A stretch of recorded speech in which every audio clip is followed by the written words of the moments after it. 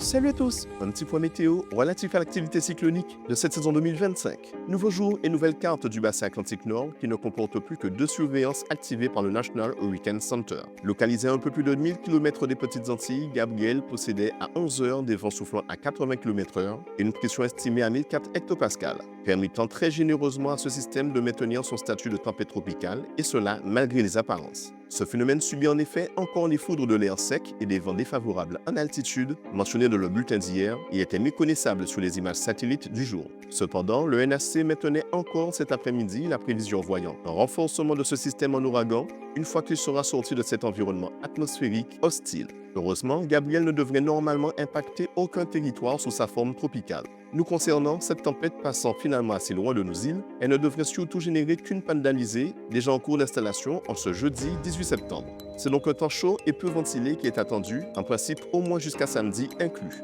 Comme souvent, l'absence de vent régulier, associée à une masse d'air potentiellement humide, pourrait entraîner le bourgeonnement de cellules orageuses pouvant parfois donner de fortes averses stationnaires et localisées au cours des prochains jours. Soyez donc prudents, notamment en cas de sortie en montagne. L'onde tropicale ayant traversé le Cap-Vert la nuit dernière a perdu toute chance d'évolution cyclonique selon le NHC. Il faut dire que les conditions atmosphériques sont à nouveau dégradées depuis le passage de l'Invest 92L, devenu entre-temps tempête tropicale Gabrielle, et que, comme mentionné dans le bulletin de mardi, cette perturbation pourrait subir les effets du cisaillement au cours de son parcours vers nos îles, qu'elle pourrait atteindre mardi ou mercredi prochain, normalement en tant que simple onde tropicale. Le reste de l'actualité météorologique ne comporte donc plus qu'une seule autre perturbation sous surveillance qui émerge finalement aujourd'hui du continent africain. Mais comme pour sa consoeur, les modèles numériques majeurs sont de moins en moins confiants concernant un éventuel devenir cyclonique. Nous reparlerons donc de ce phénomène en cas d'augmentation significative de ses chances d'évolution cyclonique.